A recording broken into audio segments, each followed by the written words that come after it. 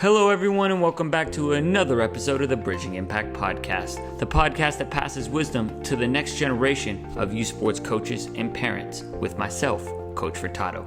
In our episode today, we interview Coach Joanne P. McCalli, former Duke, Michigan State, and University of Maine head coach. She has been to a national championship game, and now she goes by the name of CoachP for life. And she wants everyone to know that we need to celebrate life and there is no option for suicide. And so in our episode today, we talk about mental health. We talk about how coaches can implement better mental health strategies and practices for their teams, how parents can therefore support their athletes as well through mental health, and a whole lot more. Make sure you dive into this rich conversation as we talk about principles from Nick Saban and many other wonderful coaches. So let's dive in.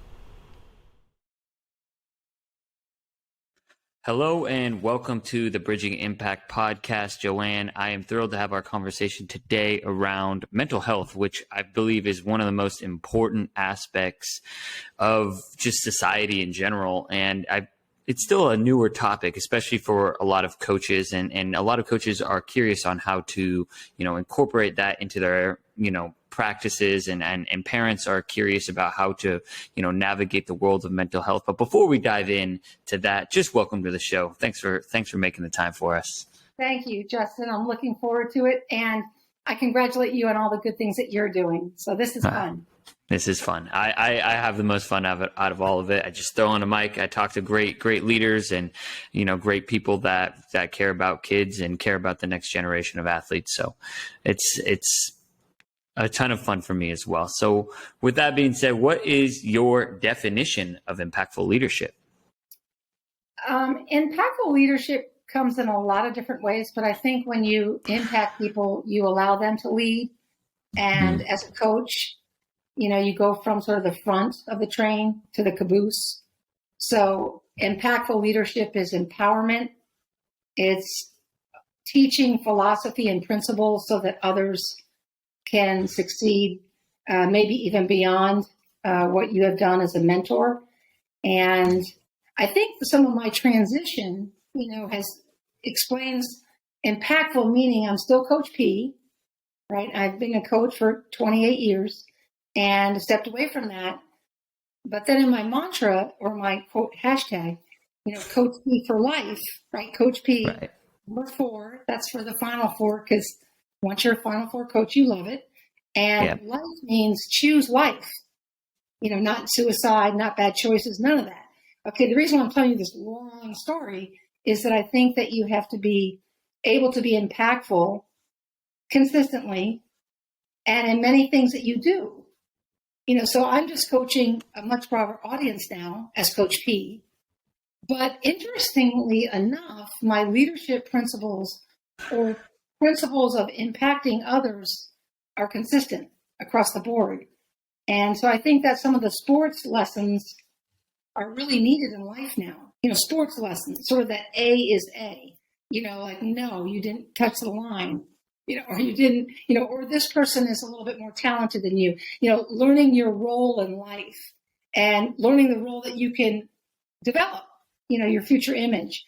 So again, impactful comes in a lot of places, but I know as a coach, I always had a future image of a person, of a player. And so if you can lead and be impactful, you can help your, student athlete or whomever to reach that future image and perhaps even further. But I think the key is it's changing, right? It's a little more collaborative, to make impact and to get the most out of people. But it definitely is a great feeling, to feel that you've made an impact on any human life might be the greatest feeling ever. If you've improved somebody's condition or you've improved their confidence or you've challenged them further than they thought, impact comes in different forms. It's immeasurable, right? There's no data that can be scientifically be like number of impact. And before we dive in, there's a lot there that I would love to touch on, but I'd love for you to have the opportunity to share about your story of how you are now a coach of people in the general population, and how you kind of have come to this definition. Yeah, I mean, through years and years of experience as a head coach. I mean, I was a head coach at 26 and coached for 28 years. I think the diversity of my background, University of Maine, Michigan State, and Duke, really is helpful in terms of relating. Success, championships are great. Getting to the national championship in the 5 years, just 5 years at Michigan State, coming to Duke, working through the 4 straight Elite Eights, and all that success was absolutely brilliant. But what's been very clear since stepping away from coaching is that you do think of impact. You think of the individual student athletes. You think of the times that you were really helpful to them. You mostly think of the times where you weren't quite as effective, or maybe you didn't say the right thing, or maybe you didn't really get them to the highest level. And that's what I've learned about stepping away from coaching. It's really interesting that you remember the challenges. You remember more of that. And I would not like my student athletes to do that. I would like them to remember all that they did, championships or individually or stuff like that. So anyway, that's, I don't know if that answered your question. No, definitely. And I think there's some wisdom in there for the coaches that are listening and that may be aspiring to coach on that collegiate level, is that what you're kind of saying is that the most impactful, experience for you, the winning was great. The Elite Eight, the Final Four, I mean, going to the national championship, those are memories that you remember, and it sounds like it's something that's important to you. But what's even more important is the impact that I'm sure the players learned and learned through the challenges of what it takes to become an Elite Eight team, a Final Four team, a national championship team. Yeah, I think so. And dealing with, conflict resolution, and also, positive communication. I mean, there's both sides they say there's both sides to stories, there's both sides to communication, but it's not just sides, it's just a continuum of opportunity, right? To communicate, to be effective. And there's no question I was more successful later as a coach than I was in the beginning in terms of having a skill set, developing a skill set, and being able to have an impact and work with great and exciting women. But one of the things that you learn, again, stepping away, is that human energy and connection is what you miss. It highlights your experiences. And so when you have the phone calls, or when a student athlete comes over for lunch, text, you see them on social media, it really, it brings so much to the table. And I think I understood that coaching, but there's no question you understand it more, looking through a different lens. I do think some of that different lens is when it's a new chapter. And for me, I know sometimes when I go back, or I connect with someone from like my high school friends or my college friends, it's like a different time period, and it's almost like you're transporting back and bringing back all those memories. I'm curious, how has that, transfer of energy, as you've talked about, really helped shape who you are now as a leader and, working with that more general audience, so you speak? Well, it's been really exciting for me and important, the human connection piece. When I was 30 and diagnosed with bipolar disorder, a lot of people asked me, well, how could you do it? How could you do that for so many years and all of that? But really, the credit belongs to a lot of people. My care team, yes, my husband, my sister, some dear friends. But the reality is the student athletes made it possible for me to stay in coaching, share success, because of the day-to-day interaction. Again, the kinetic energy that goes on, a lot of it super positive, some of it not as much, but the reality, it's always hard to challenge people, especially when they're 21 and 18, 19, whatever. there's a different view they have later in life than they do now. But being able to coach and accept the routine of coaching, the calendar, the 7 days a week, pretty much. I mean, it was 6 days a week for sure, but many times 7 days a week in terms of preparation. All of that was a huge commitment. But for me, routine is very important for anybody, not just somebody with bipolar disorder, but a person who wants to do well in life, period. It's a good thing to have some predictable, to get rid of uncertainty and be able to predict future, behavior or, make plans for something. And certainly post-pandemic, you're looking at more anxiety, more depression amongst youth as well as adults. So these concepts that I had to live by, going to bed early, having the same sleep schedule, having routine, staying away from alcohol for the most part. I mean, some of that's okay, but exercise has been incredibly important. I exercise 6 days a week and have for a very long time, alternating things that I do. And so some of those, I talk about water a lot, swimming, salt water, rivers, oceans, waterfalls, like things that are therapeutic and understanding that situation. So again, I was able to do what I did. And then of course, lead coaching, write the book and all of that. But that was sort of a thank you to all the student athletes I coached. Thank you for providing this incredible opportunity for me to thrive. And then now to pass the torch to somebody else and then take a torch from somebody in mental health, brain health, mental health impairment, all of that. It is amazing how the kids or the athletes that you work with end up, I feel like, making a bigger impact on yourself than you feel like sometimes you made on them. Like, I think I remember having such a big realization, like, sharing a little story, like I kind of mentioned a little bit, but going into more detail. After the pandemic, I got a job at the Boys and Girls Club with first and second graders, and I prefer more middle and high school. And I'm not going to lie, like I wanted to beat my head against the wall like 70% of the year.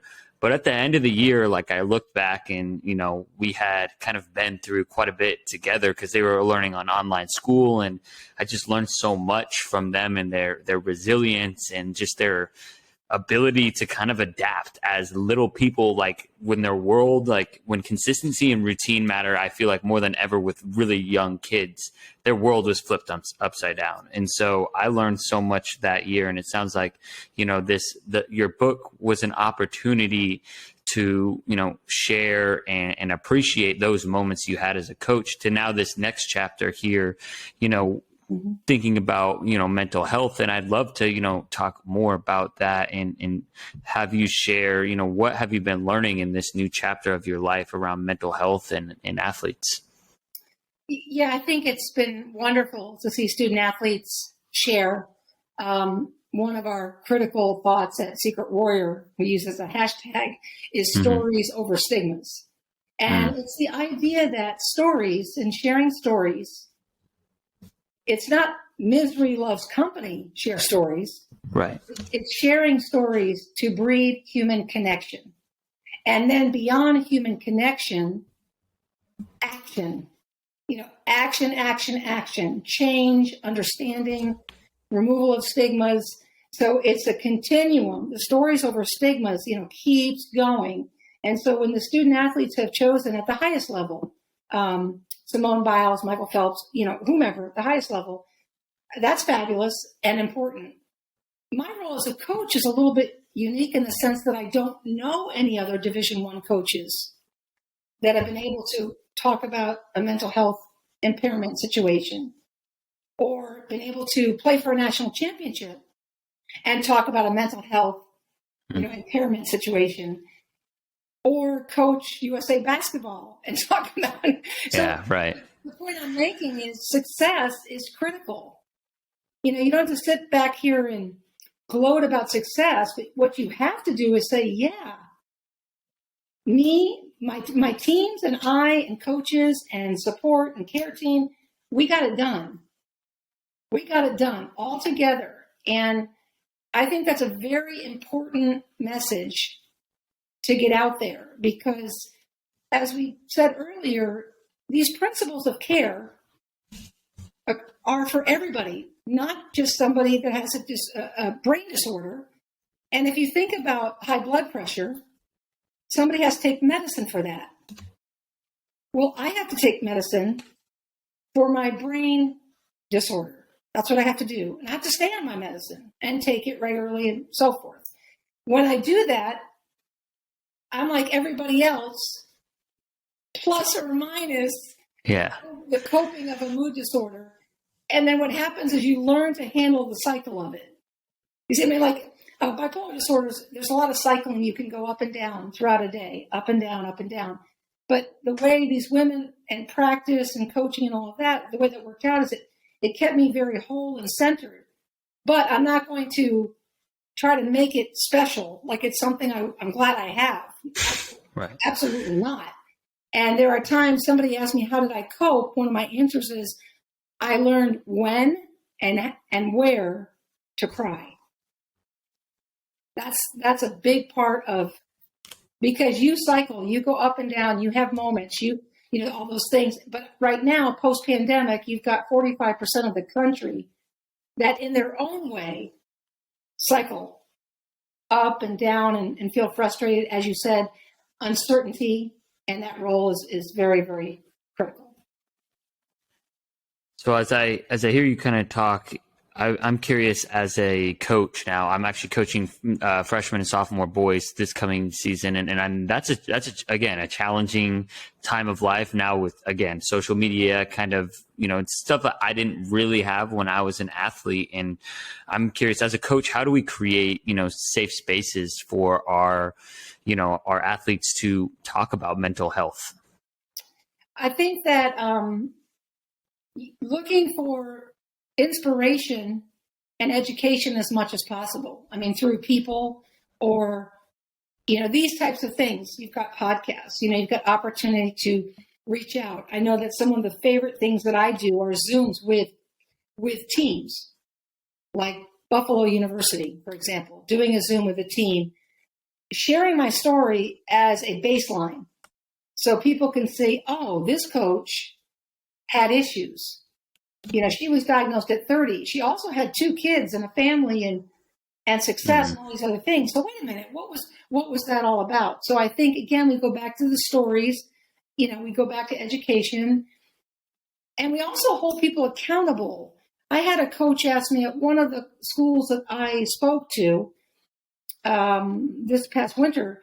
The coach asked a very good question. He said, well, a lot of my student athletes are saying they need a mental health day and pulling themselves out of practice.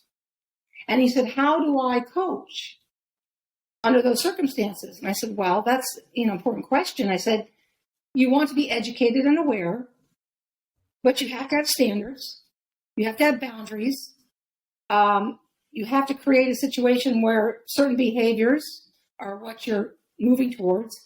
And if somebody's requesting a mental health day, well, grant that, but at the same time, are they seeing a therapist? Do they have a care plan? Like, it can't be this random mental health day. I mean, you got to have some background to have a care plan in line. And are they getting sleep? I mean, fundamental things. You know, you can't stay up all night doing different things and then call for a mental health day. Okay, like, right, I mean, yeah. You know, college students can do a lot of things, right? So there has to be some consistency how we work with students, you know, student athletes and all levels, because you have to be, you have to have the deeper conversations. I like that, because that was actually one of the questions I was thinking about before this podcast is, like, there's the nuances of, like, you know, there's mental toughness, and I'm thinking about, you know, kind of the old school 1980s, 1990s, like, I guess, you know, put a trash can in the middle, and at the beginning of the season, we're going to run people until they puke, and right. And so I say that because I feel like there's the old version of coaching is just like, just get over it. Right. And now you're talking about, you know, athletes asking for mental health days, but I didn't really think about it in terms of, okay, you can have a mental health day, yes, but what's the care planned around it? And I think for me, I'm almost curious, I have a pretty good care plan around. I try and, lift 4 times, play basketball 2 times. So a similar thing, and making sure I go to bed a similar time and eating healthy. So all those different care, and I meditate and I journal. And so that's, taking care of my mind and my body and obviously my spirit. So as a coach who works with young athletes, I want to help, pass that bridge that impact on to the next generation of athletes. And I know that, sometimes, like you talked about, reference a little bit earlier, where like athletes sometimes don't recognize where you're like really trying to help. Sometimes they're like, oh, now coach sounds like my mom or dad, so I'm just curious what your thoughts are on that. Well, it's true. I mean, we're trying to mentor, right? We're trying to teach them, we're trying to be parents. And I think that teaching has evolved. I think generations change. I definitely remember, the days back with the trash can. I never put a trash can out, but I had a few, student athletes. They were close. So, I think there's some of that, but that hard work and work ethic should not be confused. That can't change. I mean, I think that you have to take care of how you communicate with people. Ironically, one of the things I noticed about myself was I was a 26-year-old head coach when I was diagnosed at 30 with bipolar disorder and on medication. I was the best coach I'd ever been because I was balanced. I was making the choices, and I had the medicine to balance my brain. And so I felt that helped me be more intuitive and try to do a better job with student athletes.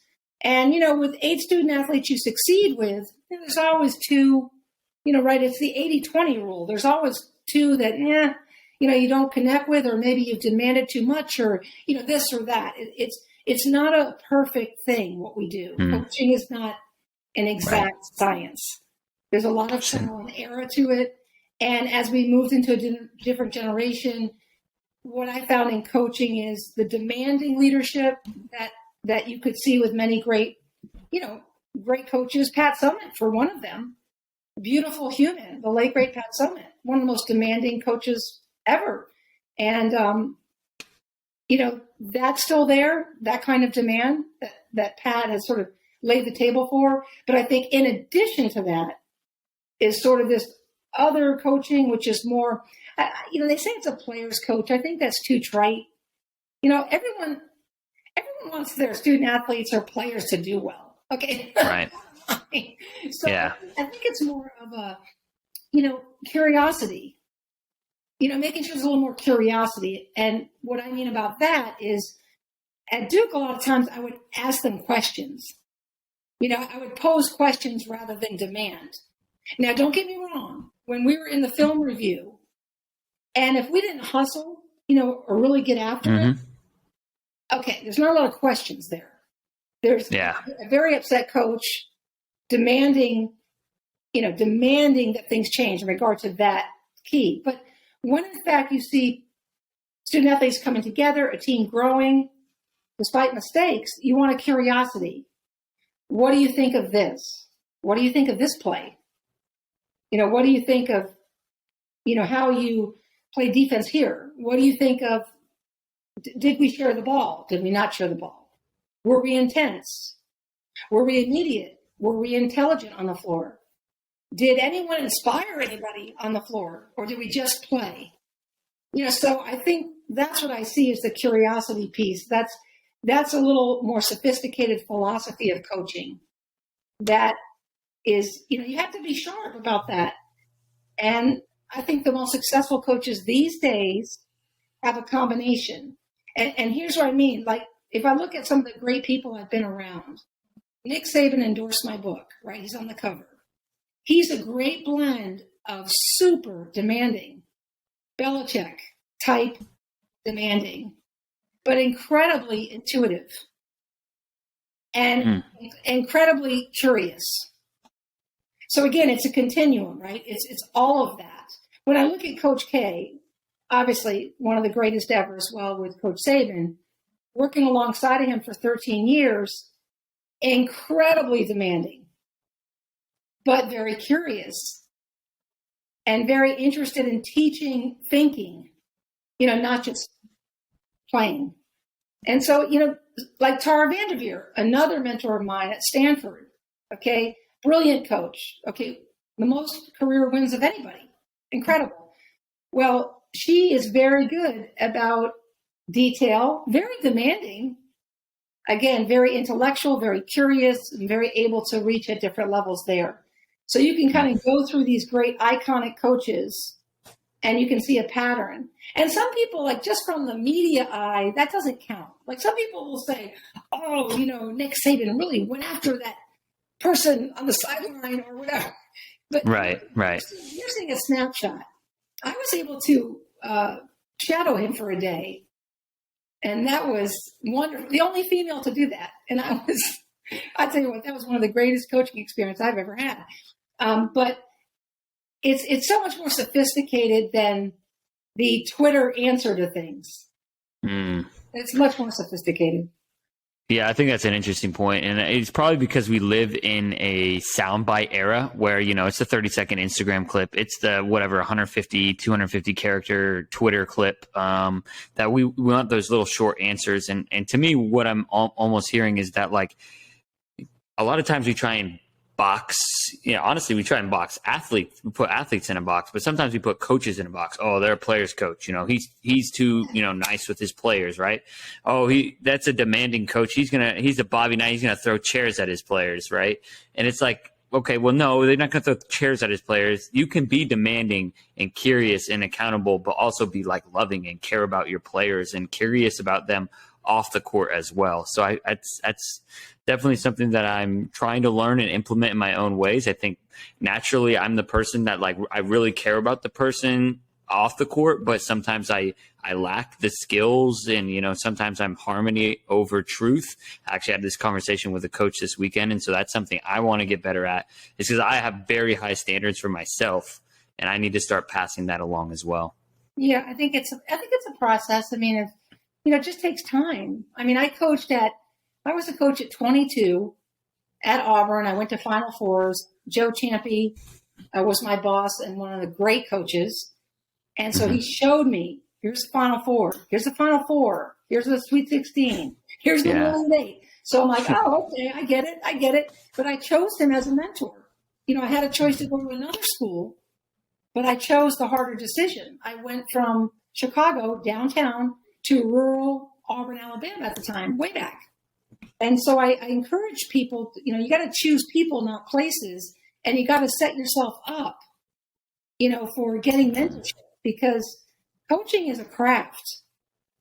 It's not done overnight. And I was just talking to a coaching friend of mine today, and we were talking about how no one's going through the process anymore. Being an assistant coach, becoming a head coach at a mid-major, going to a bigger program, and then, again, going to another big program and taking the steps. And I was a mid-major head coach for 8 years at Maine. We had lots of success. We did, a lot of fun things, great people and players. But that, I made a lot of mistakes in that 8 years. So I mean, people are skipping the mid-major route, going directly into high-powered coaching. And I see mistakes all over the place because, now that I can look from the outside and I'm like, wow, things aren't as fundamental. And everyone thinks the dribble drive offense suits everyone. It's so funny. It's ugly basketball when you don't match your strategy with a skill set. Player, yeah. I mean, to me, we were always looking, okay, if we had a shooter, one shooter on my team scored 1 million points against Notre Dame as a freshman, okay? And it was a certain reason for that. We set a bunch of screens for her. She was a great shooter, okay? If she doesn't get those screens, she doesn't score. I mean, so you have to set up what you do according to, what works for a team. I always argued that offense is changed every year to a point to satisfy the needs of the team. And you can always win with less talent and with more talent. You can always find a way to get there. And then your defense has to be very philosophical and not change that. Like, it's got to be a fabric of what you do, because again, in basketball, you can't always outscore people. Right. I think that's an interesting point. And I want to go back to your first point you were making about, the mentorship aspect and skipping the steps. And I think that's something that I think it really exploded during the pandemic. And I feel like also with like coaches, I'm a Rams fan. So like Sean McVay, head coach at 30. Now I'm a Ducks fan as well. You have Dan Lanning, head coach. I don't know. He's like 36 or something as well. He's very young. And so people are starting to see a lot of these younger coaches, and they want to, I guess, prove to their friends, whether they're college teammates or whatnot, that, hey, look at me. I'm the head coach at UCLA. Right. And so those skipping steps is, you can't skip steps. There's no shortcut to success. And like, I feel like all these like how-to videos and they do get the listens and the clicks, but like you have to put in the work and you have to make the mistakes. And I'm curious, what are some of now that you're on the outside, what are some of the biggest mistakes that you see? It sounds like, player not matching player personnel to system is one of them, but I'm curious what other mistakes that you see. Yeah. And I think you can be young and be very, very successful for a head coach. So you can be young, right, but you made the point. Have you put in the work? Have you really studied it? And that's critical. Like, one thought to me is I just read an article on John Shire at Duke, right? He's coming after Coach P. He's got a really exciting opportunity. And I was so impressed. He has a lot of different ways in which he's tackling this new assignment. He's learned from the best, and Coach K, but he has other skills. Like, he's young. He can play video games with his team. Yeah. He can veto them in video games, and he can beat them in shooting contests. That's pretty cool considering the level of, player there. And with John. But I think the point is he's got referent power, right? He's got referent power. They can relate. That's called referent power. You can reference somebody like John, and they can say, oh, he's won a national title at Duke, and he's, coached at Duke. And so obviously he understands. And so that really breeds comfortability. And I'm excited to watch him because he's also put in the work. If you read about his scouting reports, if you read about, people he's recruited, it's not all recruiting. A lot of coaches think if I just recruit the best players, we're going to win. And it's a whole different story. And so I look at him as somebody to really study. For a lot of young coaches, I think I put him out there as somebody that should really be looked at because he prepared all this time. I can't remember how long he's been an assistant at Duke, but I don't know, at least 10 years, I think. I mean, he's really put in the time. Despite his youthfulness, he's put in the time. Yeah, 1,000%. And I'm drawing a blank on the new North Carolina Tar Heels coach, but I know that he has a similar path of like, putting in his many years as an assistant coach at North Carolina and in other schools. And so I think that's a good point that you bring up, that you can be young and successful. Maybe if you started at 12 years old studying coaches, or whatever it is, right? Whichever you're studying and going for, is like, there's no shortcut there's to this hard work. And to kind of bring it back almost to our mental health point, it's almost like there's no shortcut for taking care of our own mental health, right? Like you have to create some of these routines, that work for you, right? Certain amount of vegetables and fruits may work for one person and not the other, but it's all about kind of putting in the effort and energy towards it. And so as a coach, what are some ways that you can kind of encourage that and kind of, not necessarily reward it, but help build those habits? Well, actions speak louder than words, right? So 1,000%. If you're going to expect people to exercise or, I don't know how to swim or whatever you expect of people, make sure that you are leading and showing that you are trying too. Not that you're perfect, but that you are trying, right? So you can lead by example. And obviously, I think goal setting is very important, but I don't believe in it entirely. And what I mean by that is I believe in process. You have to convince individuals to love the process. So if I don't eat any vegetables. Let's say I don't eat any fruits. Okay, so I start with a few grapes a day. So you just have to you want to love the process, the outcome, the championship. The no scoreboard mentality. You want a team that doesn't look at the scoreboard. If you think about it, Right. You want them to understand where they are in the game without looking at the scoreboard. I think the no scoreboard mentality, which I learned from Nick, Coach Saban, some of that material is really, really important because when you share that with a team, we want to be so good and we want to bring the best out of each other that in fact we don't look at the scoreboard. That's an example of where we want to be in terms of being committed to the process. 100%. And so it's being in the moment, right? And so I'm curious, I'm thinking now as a coach, football, I guess, is different than basketball, but both have quarters, right? Is there a difference in your strategy per quarter? Because the only reason I'm thinking about like this is because I'm like, well, if it's the second quarter, I have to look up. But so I'm kind of thinking about, I might be overthinking that a little bit in terms of, I feel like the no scoreboard mentality is like, we are going to go full game, full speed ahead, and we're going to execute our plays to the best of our ability, no matter whether we're up 21 or whether we're down 21. Yeah, exactly. That's it. Yeah, exactly. You have a consistency. And it's not about, being in the moment's great, but there's a way to get people in the moment in terms of these kinds of principles of process, because they're just looking for the next tackle, the next pass in an offense. They're able to really, focus on those little steps, those incremental things that make it all come together. And I think part of society we're getting away from that. Society is very emotional right now.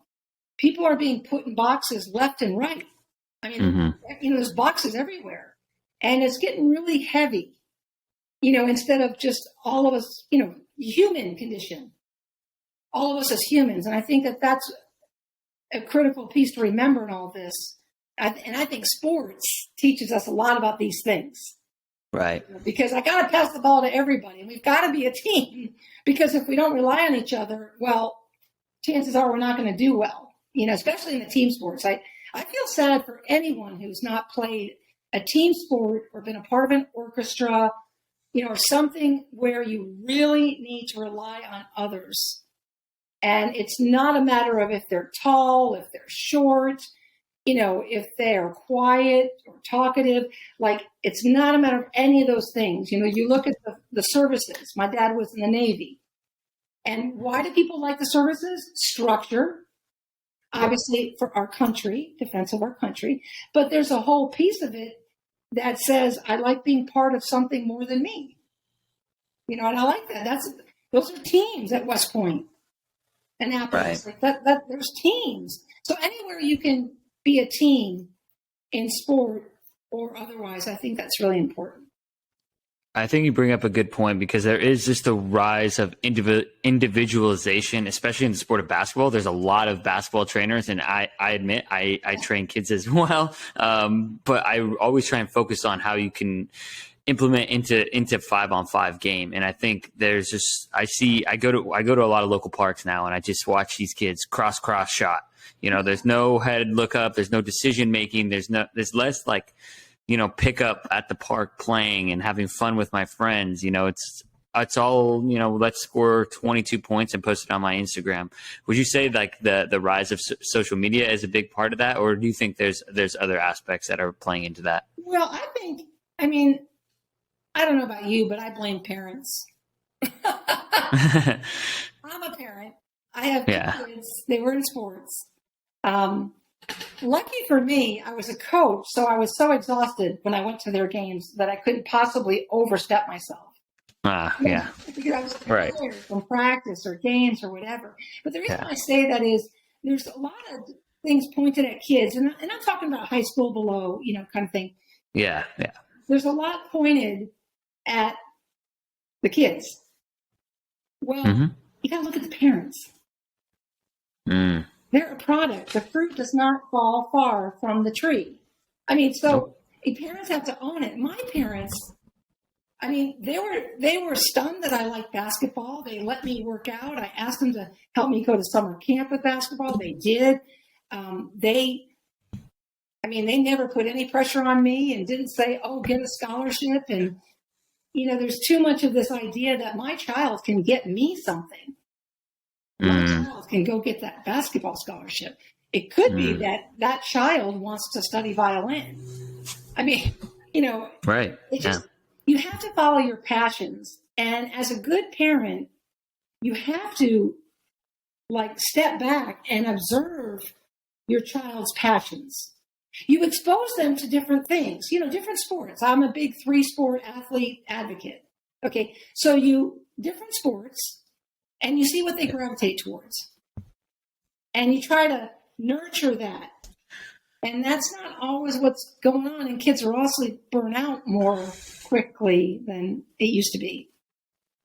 Right. Yeah. No, I played multiple sports. I was only 2-sport for most of the time, but I tried football and soccer. That weren't for me. But I think you're bringing up a good point, as it's like youth choice and youth empowerment and player empowerment, that they have to choose what they want, and that there is so much pressure when they go to a game and their parents want them to score that 20 points. And you know what? They're cool with just playing with the team and having fun, but then they go home and get a lecture from mom or dad. Oh my goodness, you didn't score 20, you're not going to get a scholarship. And the sequence goes on and on. So, what are some of the thoughts around how can parents help support their athletes? And I kind of hear that it's choice and support of the decisions they want, but what are other ways that parents can, create a safe space for athletes at home? Well, I want to get back to the trainers for a second, because the trainers 100%. do a much better job. If I'm a trainer of a young person. I'm taking notes. Yeah. Okay. I would have X amount of questions that I ask the young person before we get started. Okay. Do you play high school basketball? What's your role on the team? What does your high school coach want you to be able to do? Do you play AAU basketball? What does your coach in AAU want you to do? Do you have good grades? Do you study? Do you have any issues with working hard? I would ask a plethora of questions. Right. And then say, okay, this is what we're going to do. It seems like you've got to do this for your high school situation. Maybe you play inside in high school.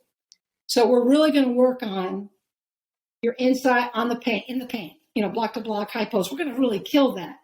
And they say, oh, but I don't want to do that because I'm going to play outside. But then you say, well, a great player can do anything, right. Stop or whatever. So then your AU coach wants you to play outside, perimeter. Okay, now we're working AU ball here. We're working perimeter skills. So you can work in concert if you're interested. You can work in concert. You can say, okay, I care about you, Joe. Let's say Joe. Joe, I care about you so much that I'm going to listen to what you've got to do to become a better player for all of your situations. And that's not happening.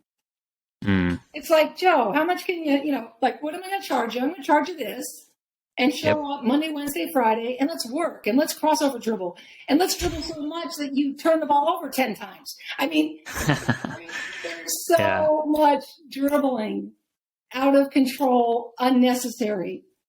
And watching the NBA or the WNBA, for that matter, I should say the WNBA first, but that does not mean that should be implemented for every student. No. What are the percentages of going to those leagues? Like what? Very, very low. 3%? Like probably point. Yeah. From college, it's like 3%. So it's even lower each level. It's in middle school is a certain percent. High school is a lower percent, and college is a lower percent, and pro is tiny percent. Yeah.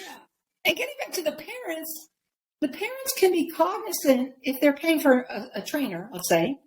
The parents can require, look, we're paying for you. I'm glad you can work with Joe here, but we would like you to cover these questions and help Joe, great high school player, and Joe will be an excellent AU player as well. Now, then the parent can leave the gym. I mean, no parent needs to stay around and micromanage.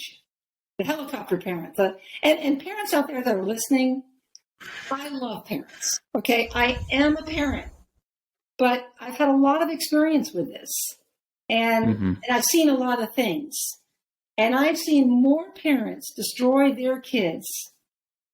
I mean, it's a lot to see, and it's very sad. And also, if they don't even realize what they're doing, you know, they might need some education about, wait a minute, this isn't the way to go about this.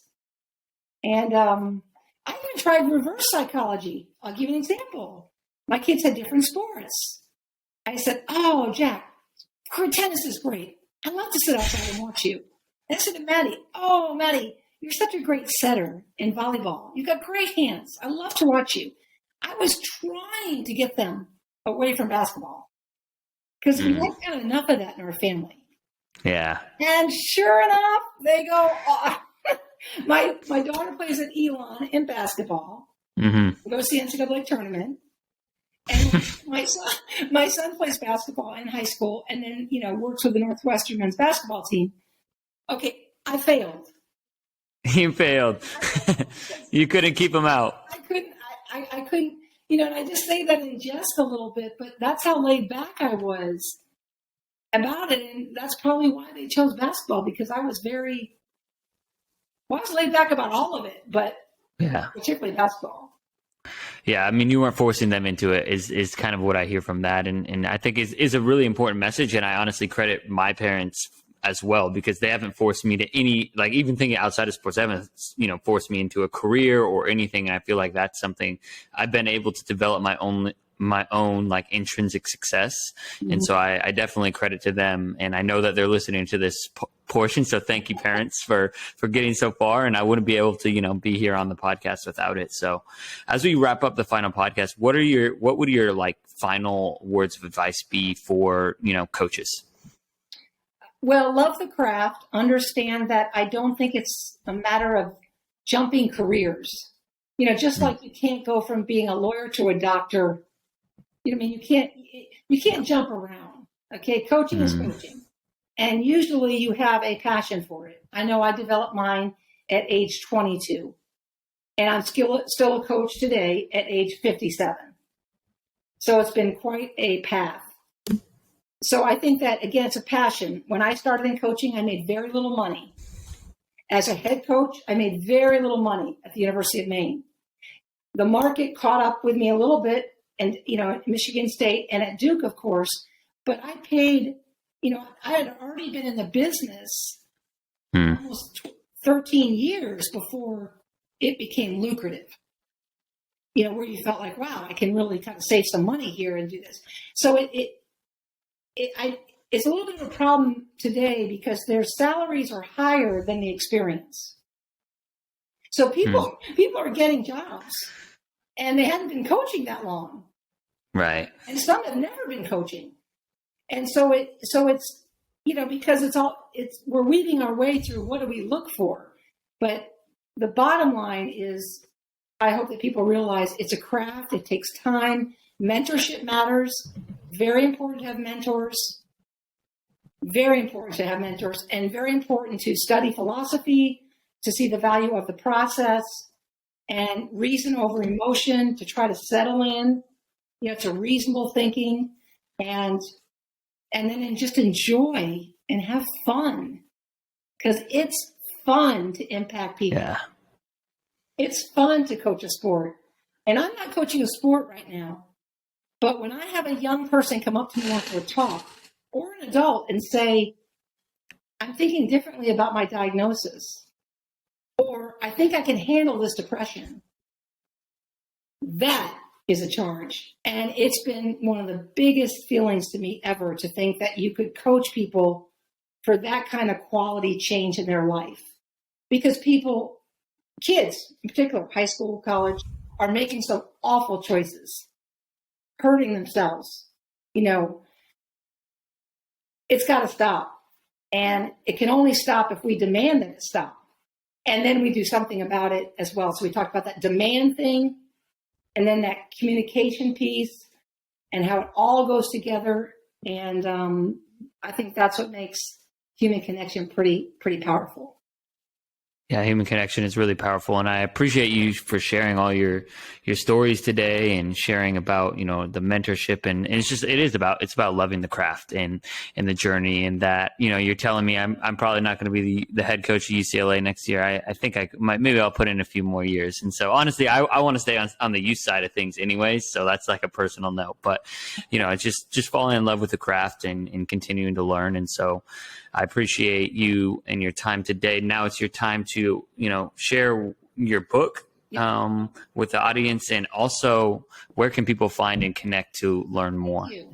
Thank you for that opportunity. My second book is called Secret Warrior. My first book is called Choice Not Chance, Rules for a Fierce Competitor. So my first book was about going from Michigan State to Duke, and it's a coaching book, and it was those challenges. This is my second book, Secret Warrior, and I published it in, February 16, 2021, I guess it was.